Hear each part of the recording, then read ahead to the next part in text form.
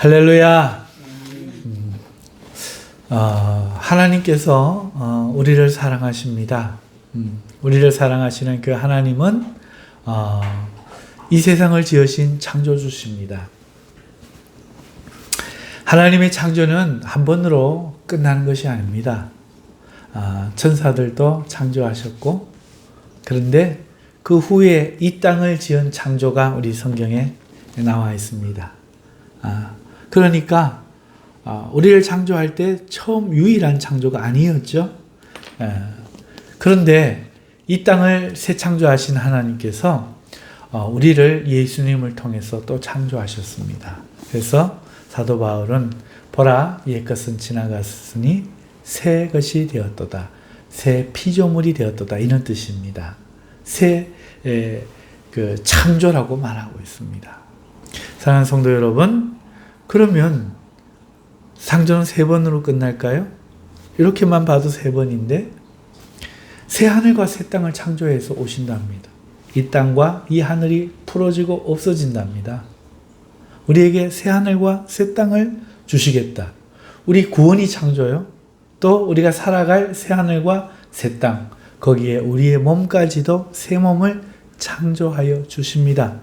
창조가 한 번인가요? 그렇지 않아요. 우리를 사랑하시는 하나님은 창조의 하나님입니다.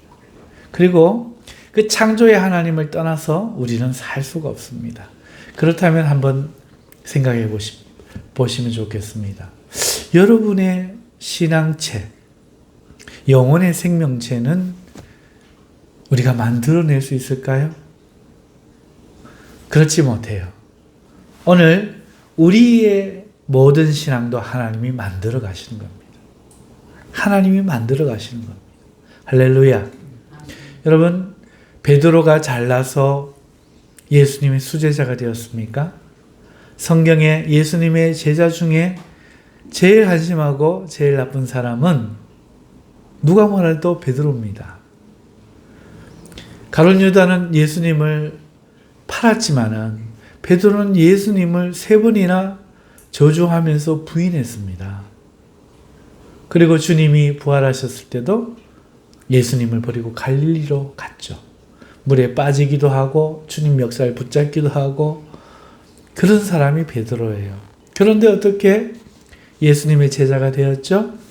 예수님이 사랑하시고 그에게 말씀을 주시고 그를 끝까지 품으시고 그에게 성령을 주셨기 때문에 그렇습니다. 만드신 거죠. 예수님 때문에 베드로가 있는 거예요. 믿음의 조상인 아브라함은 어떻습니까? 우리는 믿음의 조상이고 대단한 위인으로 알고 있지만 그는 온전히 순종하지 못하고 자기의 조카와 아버지와 함께 떠났고 아버지와 함께 하란에 가다가 아버지가 죽고 나서야 조카를 데리고 가나안 땅으로 들어갔어요. 내 본토와 친척을 떠나서 내가 지시할 땅으로 가라 했는데 그는 순종하지 않았던 겁니다. 뿐만 아니죠. 그는 자기의 종을 통해서 언약의 자손을 삼으려고 했고 그 다음에 하갈을 통해서 아들을 얻으려고 했습니다.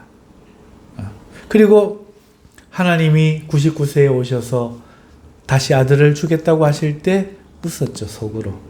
엎드려 웃었습니다. 대놓고 웃은 겁니다. 그리고 이스마엘이나 잘되기를 원하나이다. 어떻게 하여 아브라함이 믿음의 조상이 되었습니까?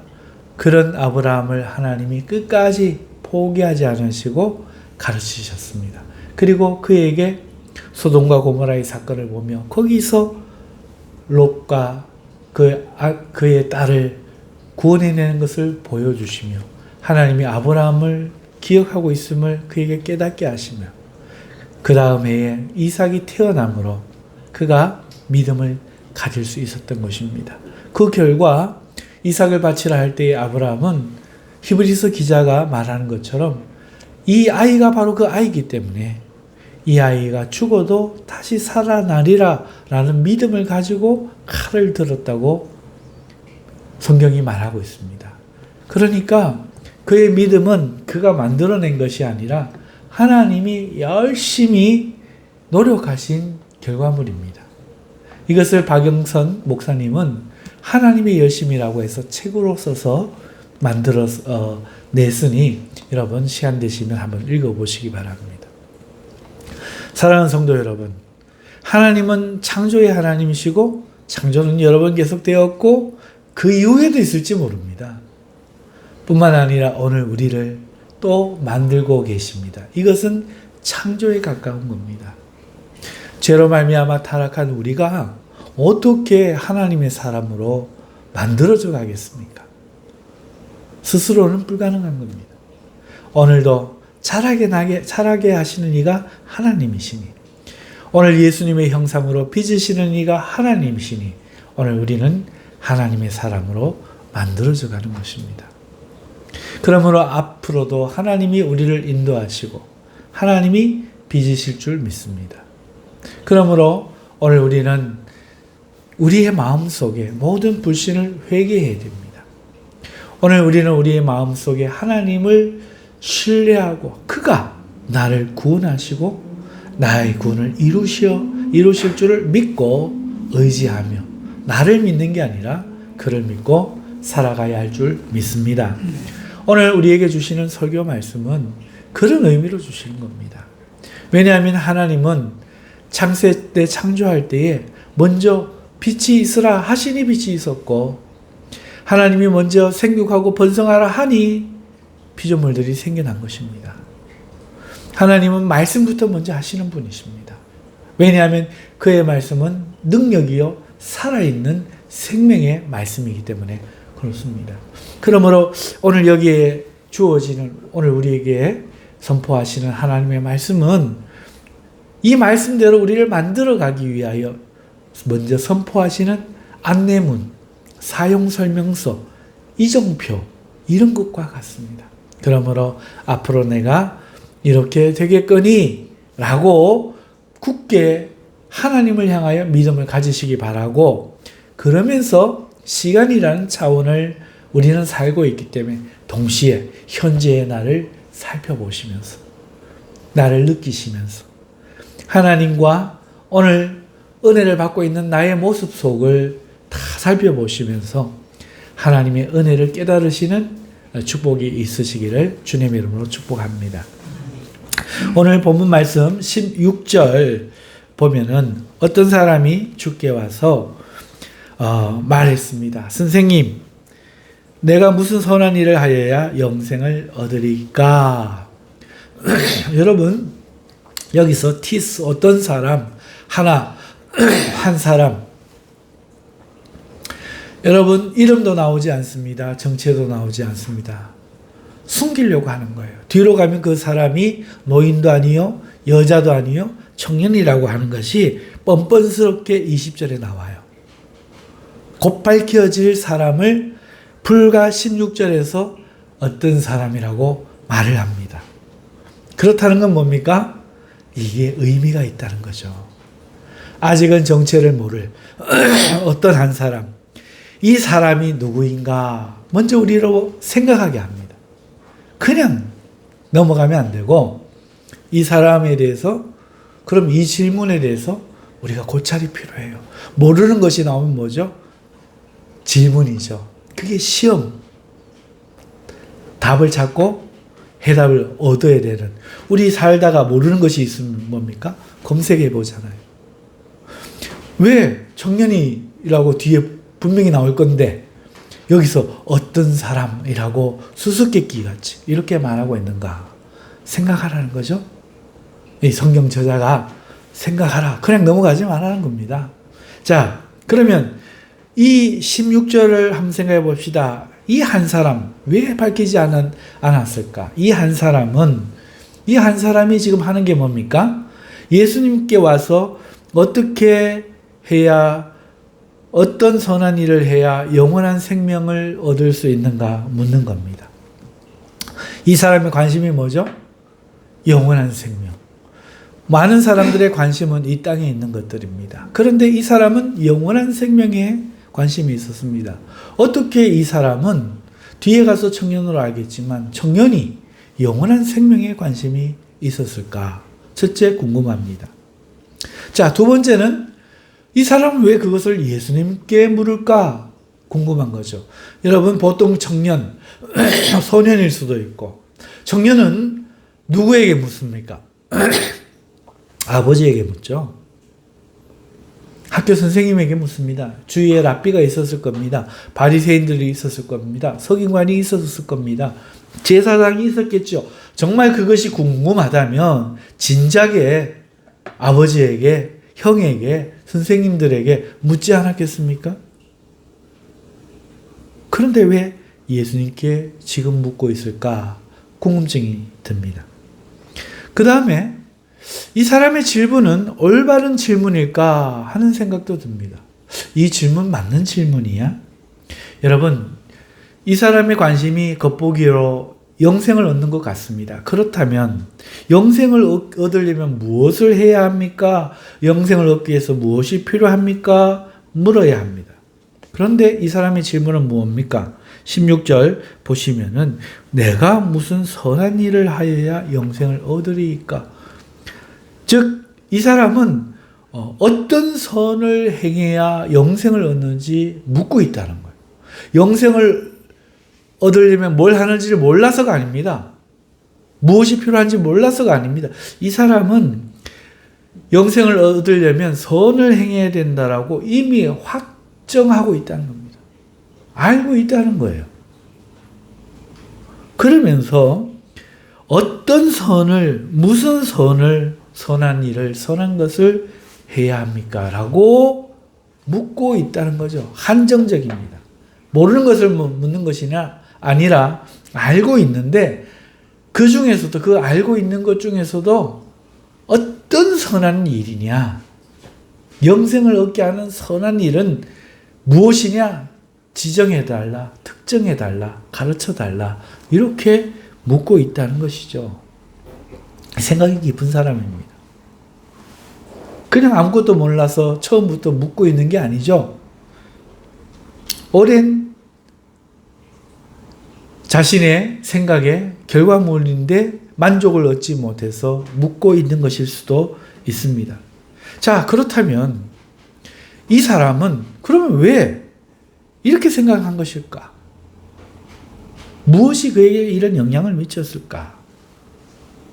왜 선한 일을 행해야 영생을 얻을 수 있다고 생각을 했고, 또 선한 일이라면 많이 있는데 왜 그런 선한 일들로 영생을 얻을 수 있다는 확신을 못 얻고 어떤 특별한 것, 그것이 선한 영생을 줄 수 있는 선한 일이 특별히 어떤 것이 있다고 생각하고 있는 것일까 하는 생각이 드는 거죠.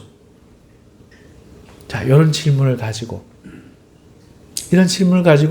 그 다음 절 넘어가겠습니다.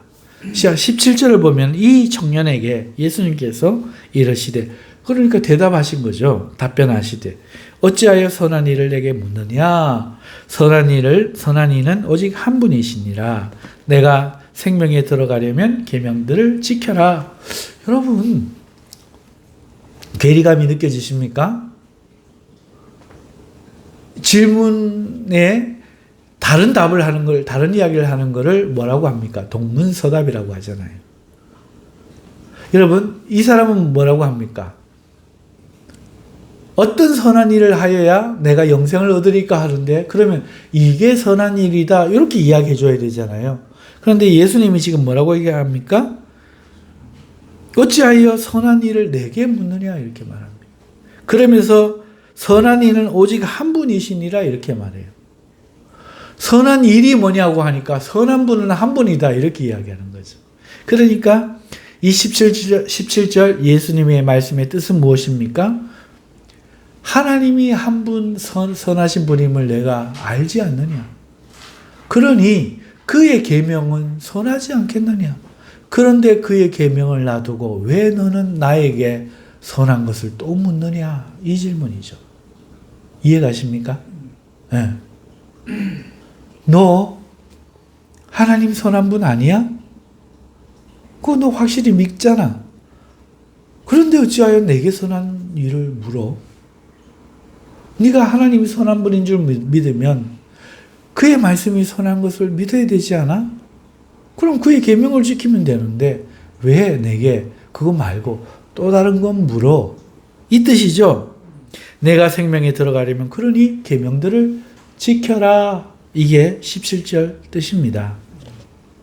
그러자 18절에 이 사람이 이렇게 말합니다. 어느 계명이오니까? 어느 계명이오니까? 여러분, 퀴즈. 이 유대인 남자가 뒤에 가면 어려서부터 내가 다 지켰다라고 말하는 남자가 율법을 몰랐겠습니까? 십계명 몰랐겠습니까? 우리도 아는 십계명을? 그런데 어느 계명이냐니요. 모든 계명이죠. 모든 계명을 다 지켜야 됩니다. 그런데 이 청년이 지금 뭐라고 이야기합니까? 어느 계명, 그 중에서 어느 계명이니까. 이 말은 무슨 뜻입니까?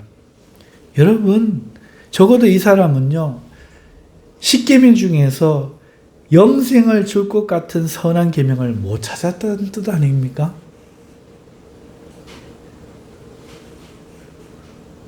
일계명에서 4계명까지를 가만 생각해 보니까 뭡니까? 하나님 위에 다른 신 두지 마라. 야, 언약 아닙니까? 언약? 하나님의 이름을 망령되이 일컫지 말라. 하나님의 형상을 세상에 있는 것들로 만들지 말라. 안식일을 기억하여 거룩히 지키라. 하나님과 하나님의 백성으로서의 그냥 언약이라고 생각하지 이게 무슨 선한 일, 영생을 얻을 정도의 선한 일인가? 아마 이렇게 생각했는지 모르겠습니다. 자, 5계명에서부터 10계명 볼까요? 여러분, 가만 보면은 이건 선합니까? 부모를 공경하는 거? 마땅한 거지, 당연한 거죠. 그거 했다고 영생을 줄까요? 살인하지 말라. 살인 안 하는 게 뭐가 대수라고 영생을 줄까요? 거짓말하지 말라. 여러분, 적어도 이 청년은 아마도 그의 말로 미루어 짐작하건대 이 계명에서 영생을 내가 획득할 만큼 어떤 특별한 공로로 인정될 만한 선한 계명을 못 찾았다는 뜻입니다. 이건 우리가 하나님의 백성으로서 그냥 지켜야 될 의무지. 뭐 영생 너가 이렇게 했으니까 영생을 줄게 라고 할 만한 그런 공로 있는 행위를 말하고 있지 않다 이렇게 생각했기 때문에 어느 계명이오니까 이렇게 묻고 있다는 거죠. 자, 그러자 이런 청년의 모든 것을 아시는 예수님께서 18절 19절에서 말합니다. 살인하지 말라, 간음하지 말라, 도둑질하지 말라, 거짓 증언하지 말라, 내 부모를 공경하라, 네 이웃을 내 자신같이 사랑하라 하신 것이니라. 이렇게 계명을 6가지를 이야기해 주십니다. 그런데 여러분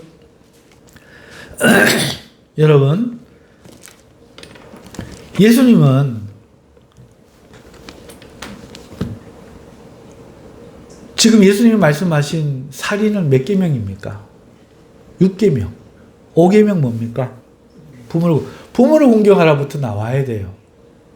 그런데 예수님은 부모를 공경하라를 저 뒤로 돌려버리고 순서대로 안 하고 6, 7, 8, 9계명을 이야기합니다. 그렇죠? 살인하지 말라, 간음하지 말라, 도둑질하지 말라, 거짓 증언하지 말라. 다음에 부모를 공경하라를 넣고 10계명은 또 뺐어요. 뒤로 넘깁니다. 순서를 바꾸었다는 거죠. 이유가 있겠지요.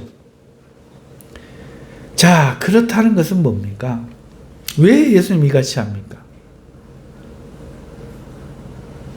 내 이웃의 것을 탐내지 말라 하는 이 계명을 심지어 예수님은 내 이웃을 내 몸과 같이 사랑하라 하셨는데 없는 계명을 갖다 붙여요.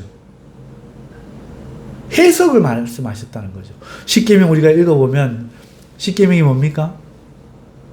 내 이웃의 남종이나 여종이나 네 이웃의 아내나 내 이웃의 낙이나 소나 내 이웃의 것을 탐내지 말라는 거잖아요. 근데 그걸 아시는 예수님이 뭐라고 말합니까? 내 이웃을 내 몸처럼 사랑하라 하신 그것이니라. 이렇게 바꾸어가지고 이야기하신단 말이죠. 사랑하는 성도 여러분, 이 예수님의 대답 속에는 그 청년을, 그를 향한 맞춤 대답이 있지 않겠습니까?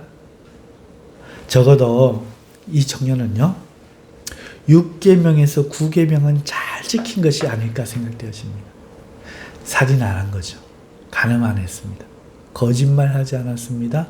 도둑질하지 않았습니다. 적어도. 하지 말라는 거는 안 했죠.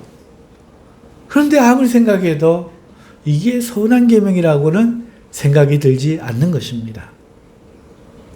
자, 그런데 예수님이 순서대로 안 하시고 굳이 뒤로 넘기신 5계명은 어떨까요? 내 부모를 공경하라. 뭔가 좀 부족하지 않을까요?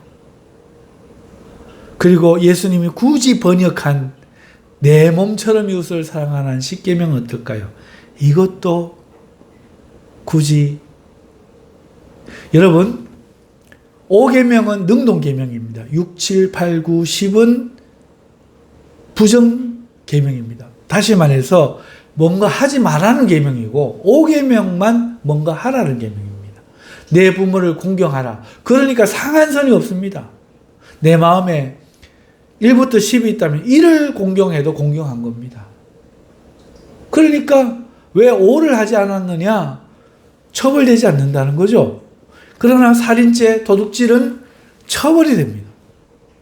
이 청년은 아마도 하지 말라는 것은 안 했을 수 있지만 굳이 뒤로 떠넘겨버린 5계명, 능동형 계명은 열심히 안 지켰을 수 있습니다. 그래서 뒤로 떠넘기신 거 아닐까요? 반대로 부정계명을 능동계명으로 바꾼 10계명, 내 이웃의 것을 탐내지 말라 했는데 내 몸과 같이 내 자신과 같이 내 이웃을 사랑하라. 능동형으로 바꾸셨단 말이죠. 그러니까 적어도 이웃을 사랑하는 삶은 살지 않은 것 아닐까. 자, 뿐만 아닙니다. 여러분, 예수님의 대답 속에서 예수님은 왜 그럼 1계명에서 4계명은 말씀하지 아니하실까?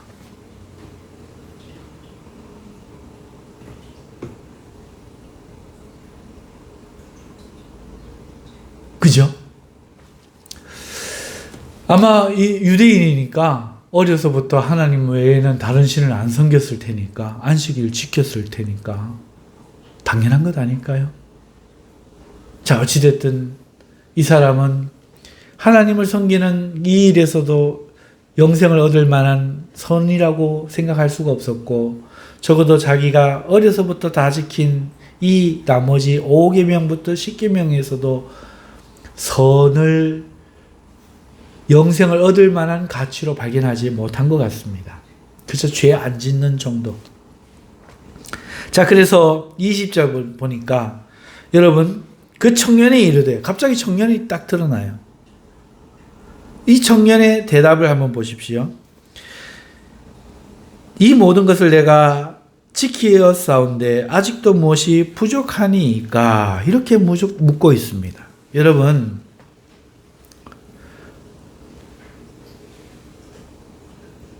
이 청년의 이 대답과 질문은요, 주님이 말씀하신 계명이, 영원한 생명을 얻을 수 있는 계명이 어떻게 되는지 묻는 것이 아닙니다.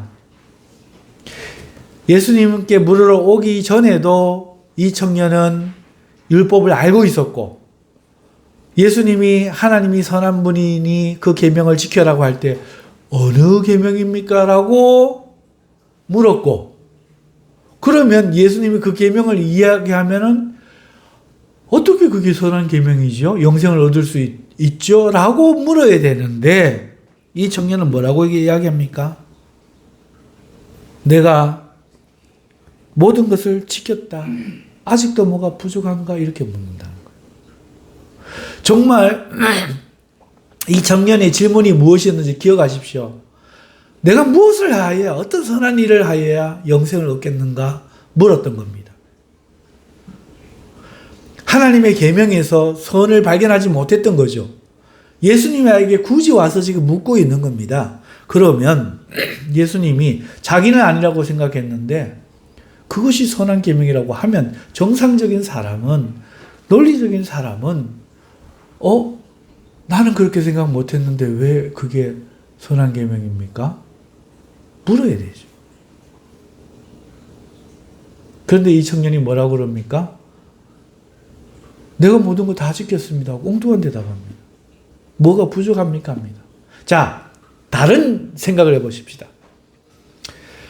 예수님이 계명을 말씀해 주시는데 자기는 이 계명이 선한 계명이라고 생각을 못했는데 예수님의 가르침, 하나님이 선하시니 그의 말씀이 선하지 않겠느냐 해서 비로소 이제 깨달았다. 아, 하나님이 선하신 분이니 맞네. 그의 계명이 선하니 내가 이 선을 행하면 내가 영생을 얻겠네. 이렇게 깨달았다면 어떻게 말해야 됩니까?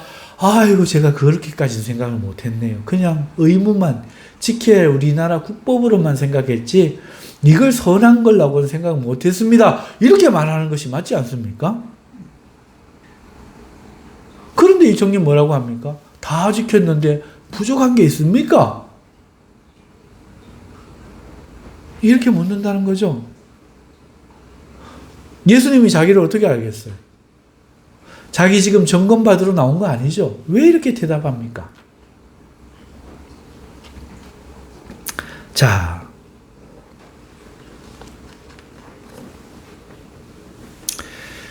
여러분,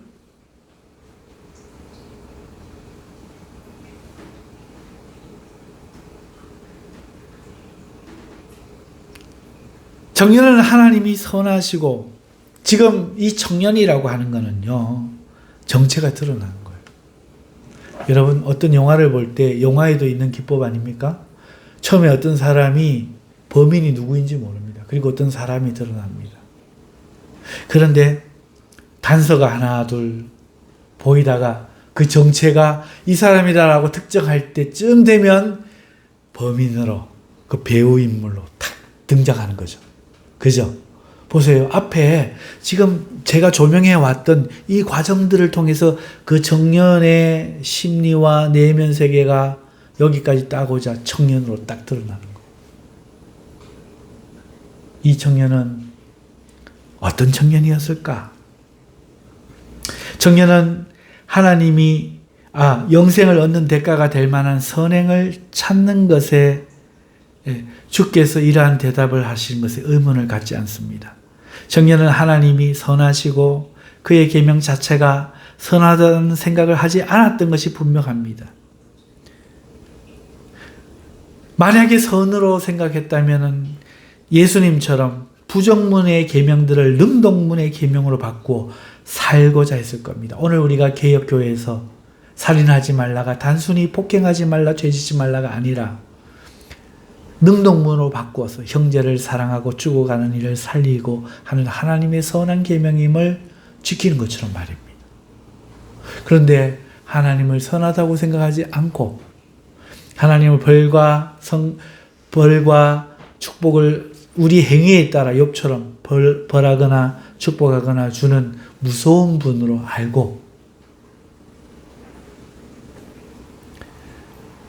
그래서 그는 벌 받을까 싶어서 금지 계명은 다 지켰는데 금지 계명만 열심히 지키다 보니 능동 계명, 부모를 공경하는 것에는 그다지 힘쓰지도 않았고, 왜? 죄의식을 못 느끼니까. 그런데 자기 모습을 보니 왠지 영생을 얻을 만한 사람 같지는 않은 거예요. 양심에. 야, 이런 거 안 했다고 내 속의 생각들이 선한 걸까? 보니까 아닌 거예요. 죄성이 있잖아요, 죄성. 우리 안에 죄성이 있잖아요. 그러니 이 청년이 지금 어떤 마음인지 보셔야 됩니다. 그래서 그에게 이 율법, 하나님이 주신 율법은 단지 자기가 마지막 지켜야 될 가이드라인, 최후의 선이었을 뿐이지 자기를 선하게 만들 능력이 없었던 거죠. 사도 바울의 가르침에 율법으로는 죄를 깨달을 뿐이라 하신 말씀처럼, 사랑하는 성도 여러분, 그런 청년에게 예수님이 21절에 뭐라고 말씀하십니까? 예수께서 이러시되 내가 온전하고자 할진대 가서 내 소유를 팔아 가난한 자들에게 주라. 그리하면 하늘에서 보화가 내게 있으리라. 그리고 와서 나를 따르라. 이렇게 말씀하십니다. 여러분, 이 주님의 대답 속에서 많은 걸 보게 돼요. 네가 온전하고자 하다면 이렇게 말씀하시지 않습니까? 이 말은 이 청년이 지금 온전한 선을 행하고자 한다면 너의 마음을 지적하시는 거죠. 이런 계명들을 지킴으로는 네가 그러면은 영생을 얻을 정도에 이르지 못한다고 네 양심이 느껴지니 너는 뭔가 온전하게 영생을 얻을 만한 그런 걸 바라니 그럼 내가 이야기해 줄게. 너 그걸 할 수 있다. 가서 내 소유를 다 팔아 가난한 자들에게 나누어 주어라. 그러면 네가 바라는 것처럼 하늘에서 보화가 내게 있지 않겠느냐? 그의 허를 찌르는 거죠. 그의 허를 찌르는 겁니다. 그러니까 22절에 그 청년의 반응이 뭡니까? 근심하여 간다. 재물이 많으니까 근심하여 가니라. 그러니까 이 청년은 지금요, 그가 원하는 선은요, 희생 없는 선이었던 거예요. 여러분, 자, 이제 정의해 보십시오. 6계명, 살인하지 않는데 어떤 인생이 돼요? 살인을 안 하려고 내 허벅지를 찌릅니까? 내 손가락을 자릅니까? 6계명, 7계명, 8계명, 9계명 다 희생이 필요 없어요. 거짓말 안 하려고 내 혀를 자릅니까? 하루에 1시간씩 막 바늘에 찔리는 고통을 받습니까? 희생 없는 선. 그런데도 뭘 원합니까? 영생을 얻은 선을 행하고 싶은 겁니다. 그러니까 예수님이 그의 아킬레스건, 너 재물 많지? 너 정말 그게 네 진심이면 다 팔고 가난한 자들에게 나누어줘. 그러면 하나님이 하늘에서 보화를, 영생을 주시지 않겠느냐? 그리고 나를 따라. 그랬더니 그거는 싫은 거죠. 이 청년이 원한 선은 희생이 없는 선이었죠. 희생 없는 선은 6계명에서 9계명이 아니었습니다. 그러니까 예수님이 그거부터 이야기하신 거예요. 하지만 희생이 있는 선, 내 부모를 공경하라는 건 진정으로 하기가 어려운 거죠. 내 이웃을 진정으로 사랑하는 것도 어려운 거죠. 이건 안 했던 거예요. 진정으로 안 했던 거죠. 그런데 이 청년은 지금 자신을 어떻게 생각하고 있습니까? 누구보다도 올곧고, 누구보다도 바르고, 누구보다도 하나님을 사랑하고, 누구보다도 영생을 원하는 것을 사람들 앞에 지금 보이고 있습니다. 제가 늘 이야기하는 자기 감옥, 자기가 만들어 놓은, 남들과의 다인 속에 자기가 만들어 놓은, 거기서 사람을 만드는데 그 속은 썩어 있는 걸 모르는 거죠. 청년이 진정 원한 것은 재산이 많은 부자인 자신을 그대로 유지하면서 아무것도 잃지 않고 희생하지 않으면서 율법에 흠이 없는 영예로운 자기 자신임을, 어려서부터 완벽했던 자신임을 드러내면서 거기에 더하여 영생마저 보장받는 선을 주님께서 말씀해 희생 안 하고 말씀해 주시기를 원하고 있는 거죠. 여러분, 청년이라는 단어, 어떤 사람이라는 단어가 희한하지 않습니까? 청년, 소년 혹은 어린 아이라고도 히브리어에서는 이야기합니다. 아이는 미련하다, 청년은 미련하다. 청년이 무엇으로 그 행실을 온전하게 할까? 주의 율법을 묵상하고 지켜야 되지 아니할까? 청년은 뭘 모르는 사람이죠. 그러니까 이 청년은 뭐죠? 자기도 모르고 선하신 하나님도 모르고 몸은 율법을 지키는 유대인으로 태어나서 이중적인 잣대 속에 진실을 알지 못하고 살아가는 한 사람이 어떤 것입니다.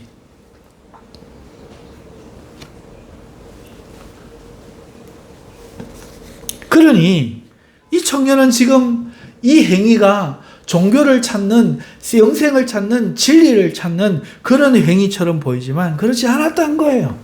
자기의 모든 그 부와 명예와 이런 것을 다 간직할 때 하나도 희생하지 않은 채 영생을 보장받는 선한 일을 하는 자기 자신에 대한 사랑과 자부심이 필요해서 예수님께 나왔던 거예요. 그리고 많은 사람들 앞에 굳이 예수님께 묻는 것은 영생마저 사랑하는 자기 자신의 멋진 모습을 보여주고 싶었던 것이겠죠. 자, 그러나 희망이 보입니다. 마지막에 그는 왜 근심하여 갔을까?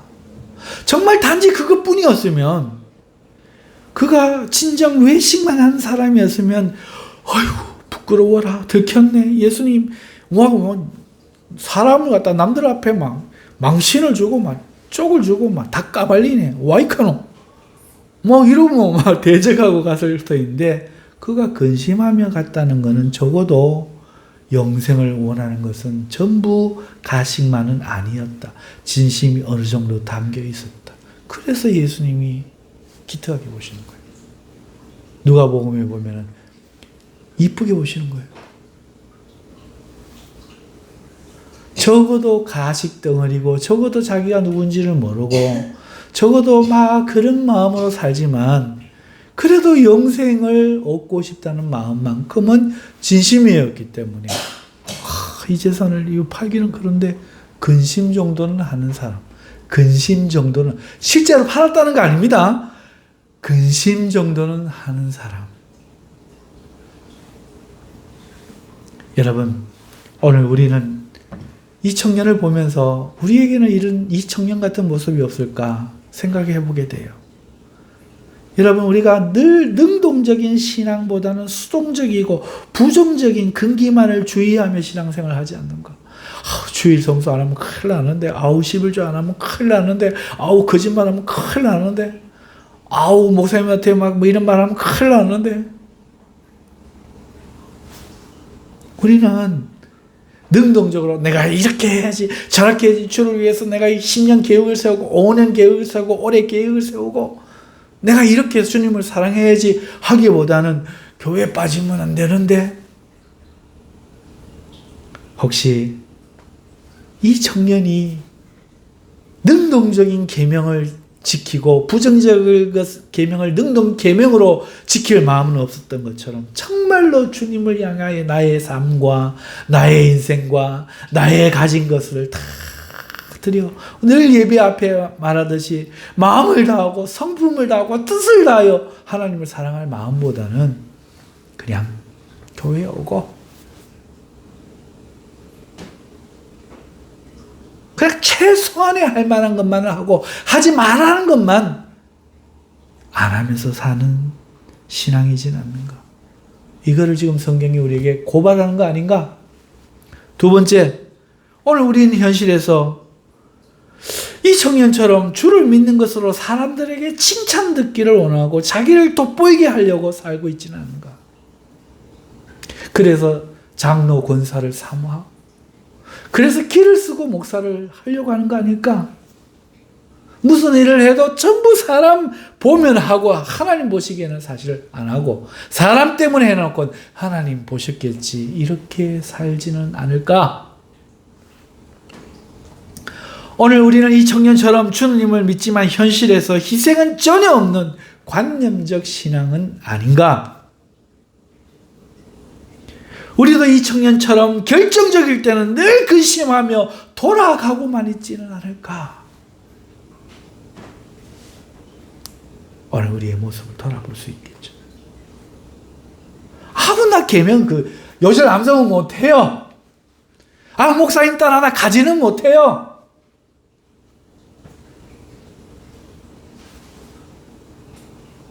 사랑하는 성도 여러분,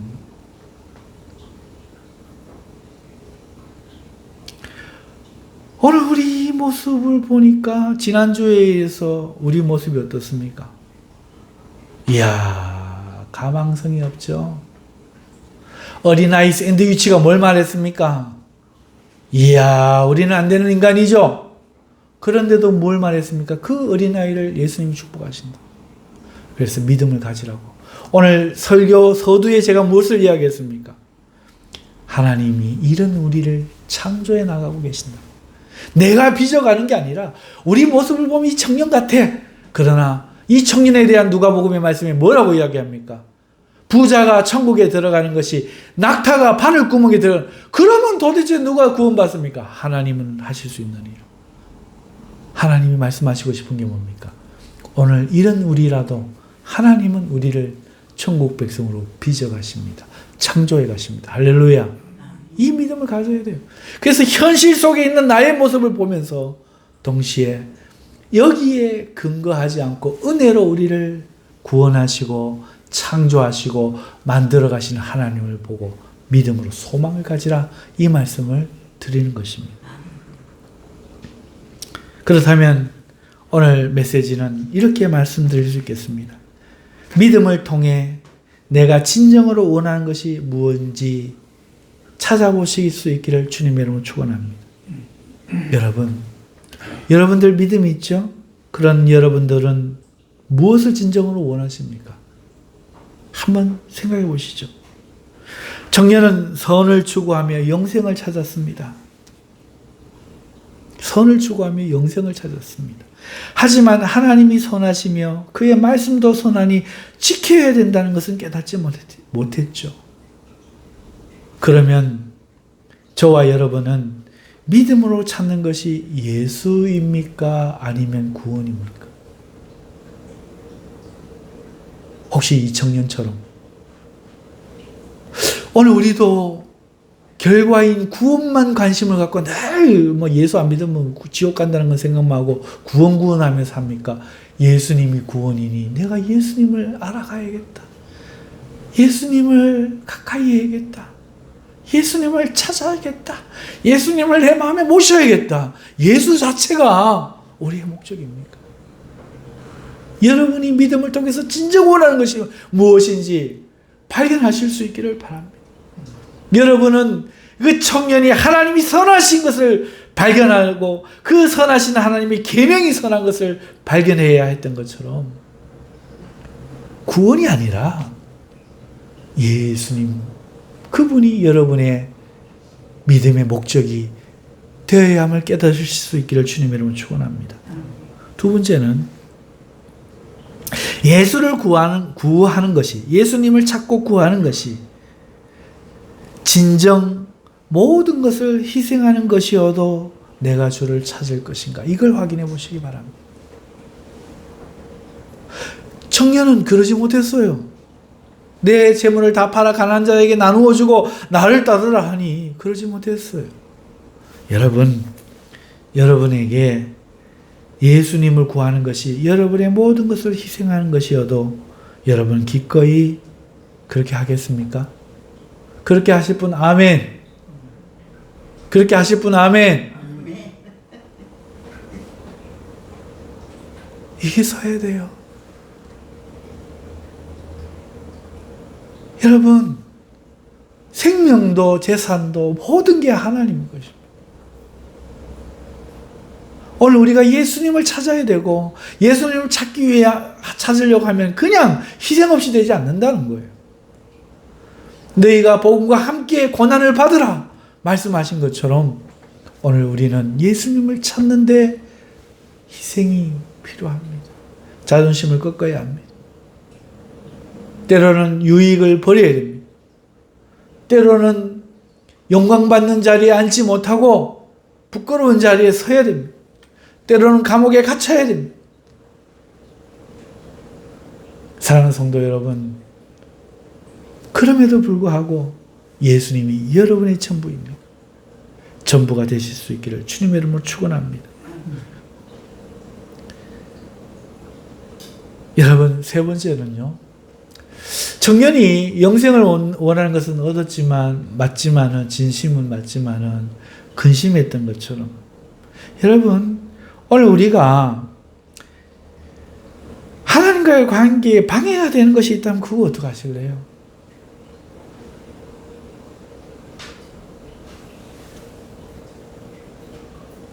하나님과의 관계에 예수님과의 관계가 방해가 되는 것이 있다면 어떻게 하시겠어요? 이것을 해결하실 수 있기를 주님의 이름으로 축원합니다. 자, 다시 말하면 내 자신을 바로 알고 우리를 빚어가시는 분은 하나님이지만 이렇게 지금 빚고 계시지만 무엇이 빚어져야 되는지를 깨달으실 수 있기를 바랍니다. 내가 예수님이 내가 추구하는 모든 것이 되어야 되고 내가 모든 것을 희생할지라도 예수님을 구할 각오를 가져야 되고 오늘 내 삶에 이를 방해하는 것들을 제거해야 된다. 이 말씀을 간직하시고 복된 주의 청년들 되실 수 있기를 주님의 이름으로 축원합니다. 아멘. 우리 이 말씀 붙들고 다 한번 주여 부르고 통성으로 기도하겠습니다. 주여 거룩하신 하나님